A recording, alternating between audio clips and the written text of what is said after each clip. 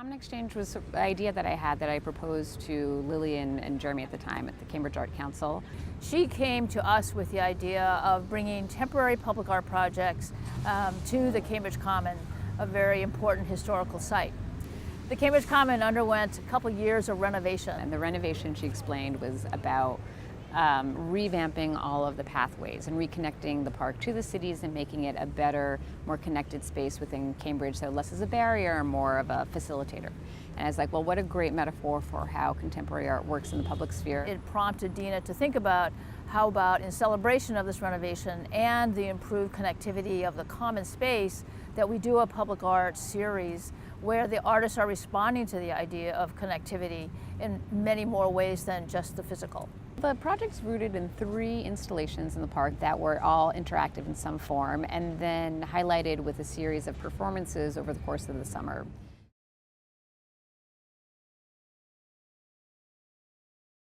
Julianna Swartz is primarily a sound artist, and her piece also works with the idea of connectivity, but the connectivity between members of the public to each other. Like, how do we connect with each other, or how do we sometimes not connect with each other? So she just set up using a standard park bench. If 2 people are sitting on the bench and then they hold hands with each other, it completes an electrical circuit. And that was the idea, that it takes 2 people to come together to create something. And the sound piece was, and is, a series of quotes spoken by Cambridge students, children from the ages of 7 to 15, quotes from people from Barack Obama to Martin Luther King, but thinking about quotes from text, literature, music that speak about the importance of coming together in the public space.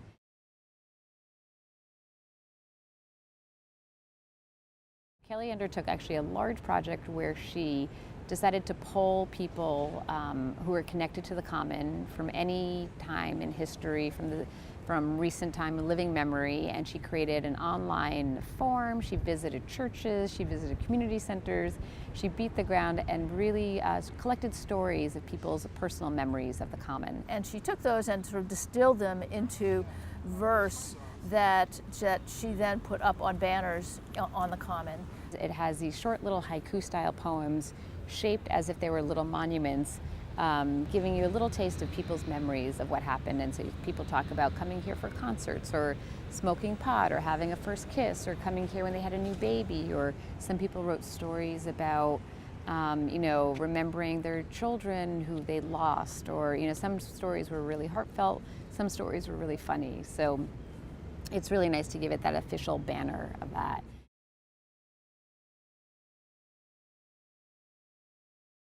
And then the third project that was up all summer is a project by Ramirez, Jonas, who has an ongoing series called Public Art, which is a simple concept in a way, also created by a monument maker, where it's this large stone, and rather than holding a bronze plaque, the stone monument holds a corkboard.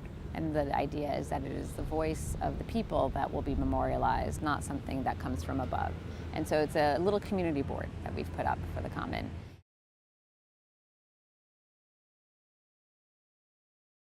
John Rubin and Walton created a performance where they hired 2 musicians, a fife and drum player, to wear a revolutionary dress and play contemporary revolutionary music every day from 12 to 2 p.m. And rather than playing colonial era music, what they did play was Gloria Gaynor's disco music, or Marvin Gaye, or songs like We're Not Gonna Take It Anymore, and thinking about what are contemporary anthems of revolution.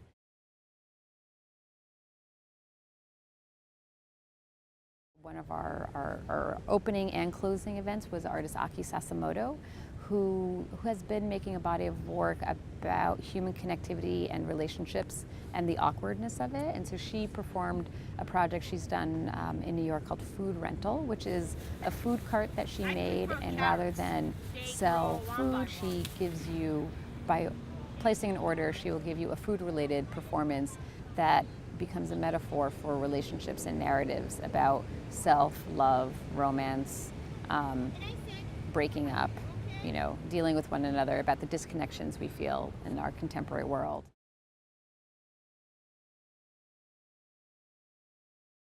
Carmen Papale is an artist who's a non-visual learner, and he's legally blind, and he leads blind field shuttle tours where simply he walks the park with his mobility device of his cane, and we all follow with our eyes closed, trusting his movement through the park. And he gives us that sensation for a half hour, 45 minutes, an hour of what it feels like to move through a space without vision, and to think about what other senses we can use.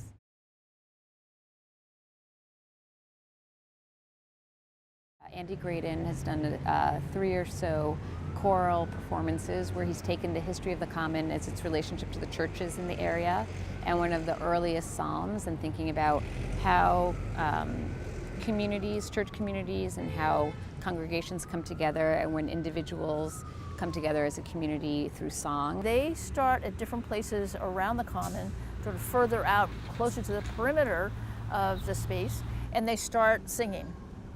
They have the score in their hands, but they also start moving. And he instructs them to use the prompts of the marks on the page as indicators and a sort of type of score to guide their movement. As they are moving closer together, then they start to then hear, say, another person that's coming closer to them, and then they get in sync with that person. And so slowly the members of this congregation are coming together, starting to hear each other, and starting to respond and listen to each other, and they end up in the middle as in sort of harmony.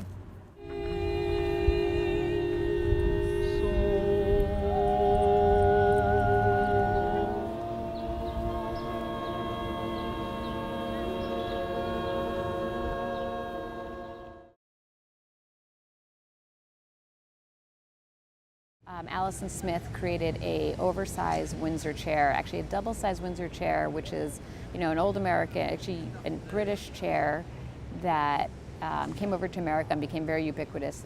And she did performances where she would sit in the chair along with someone else because it was large enough for 2 people to sit in, and she would have conversations about craft and making.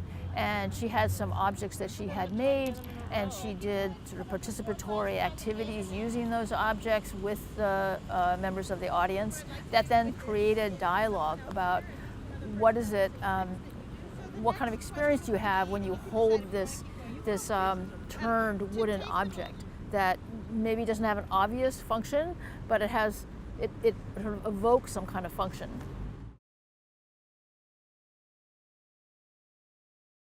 A Simmons is an artist who worked very closely with the Radcliffe Institute for Advanced Study and the Schlesinger Library, which is a library dedicated to the history of women. She found a series of slides from a 1980 UN conference of women, and she just used 1 or 2 images as a basis for a fictionalized narrative where she imagined a UN conference, an international conference completely driven by female political heads of state.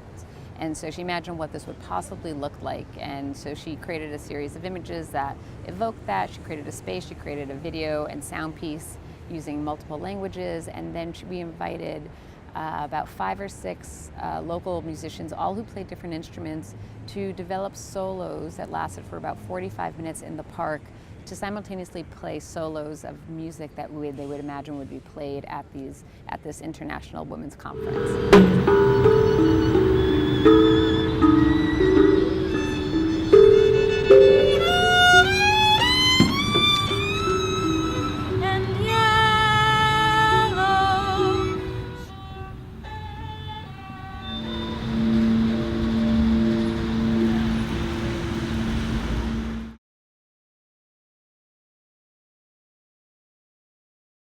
The newspaper was an idea that we were sitting around. We were like, well, how are we going to develop a brochure? And we decided the newspaper is the best representation for the Common in print. In a newspaper, you have lots of different articles, and everybody talks to each other, just like ideally a common, a park, a shared space will be. So we're thinking about this connection, and it was a great collaboration with Lesley University and Rick Rollins' class. The newspapers served as a connection between the different performances and art installations that were spread out over time and in different locations. So on a very basic level, the newspapers were meant to provide the public with the basic information that they needed to understand the event, a calendar of events, a map to get here, those sorts of things. But beyond that, the newspapers they aimed to provide a kind of an expansion of the themes of the featured artists in Common Exchange. So my students looked to the basic themes and explored different ways of interpreting those. The 4 themes of the newspapers were sound, histories, access, and disconnections. These themes were explored by the featured artists themselves, but the newspapers expanded on those. And for instance, in the case of the sound issue, we took the Cambridge Sound Ordinance, the regulations for sound here in the city, and we recorded it and then translated that into a graphic sound wave pattern. And so it's a visual within that issue of the paper. Because the projects in the parks were so diffused, and you really actually can't experience the entire park, all the park projects in one sitting, or even of course this summer, I think, it's experienced in fragments and parts and by performances. We decided to devote the Gallery 344 on Broadway. Each exhibition cycle was devoted to one artist, and we chose 3 artists. We opened with Kelly Sherman, and she displayed the narratives, the full narratives that she collected that fed the banners and the truncated poems that are in the park. And she also created a space where people could contribute more stories. And she actually got some really interesting, powerful ones and some really funny ones that dovetailed on people's parking tickets. And then Andy Graydon showed a related work to his sound performance, where he thought about how sound and architecture and myth and history could be thought through in sort of a religious context. So whereas he created a choral piece here based on the church history of the neighboring churches, over at the gallery he showed a piece that he developed out of this fictional narrative that came out of a monastery, and imagining through image and text and just the sound of projectors, how we can think, how sound could imagine a place or conjure a place for us. The 3rd exhibition features the work of Carmen Papale, and like the other exhibitions, it augments the work that is being created for the Common. Connected to his blind field shuttle tours, he developed a poem that was based on his own experience here and also based on the descriptions of people who could actually see the park. And then he used that to create a very long poem that runs along the wall and also goes to the floor to spatialize this idea, and then shows some of his earlier video work where he uses what he calls different mobility devices, such as marching bands, to move around rather than a white cane. One of the things that's exciting about Common Exchange that Dina and I talked a lot about in the beginning was that our Percent for Art program, which has been in place since 1979, since the ordinance first was passed, typically and historically we implement permanent or physical works of art. So they're sculptural, they're murals, and that's kind of the typical notion of the common perception of what public art is, it's sculpture and murals. And we're trying to stretch that definition and stretch the public understanding of what is included in public art. And yet there are many kinds of things that can happen with temporary works of art and effects that they can have that are not possible with permanent works of art or more long-term works of art. So it was a very exciting opportunity for us to bring temporary art to the public of a high quality, free, and completely accessible. You don't have to get into a particular building. It's just out here in the outdoors, free to everybody.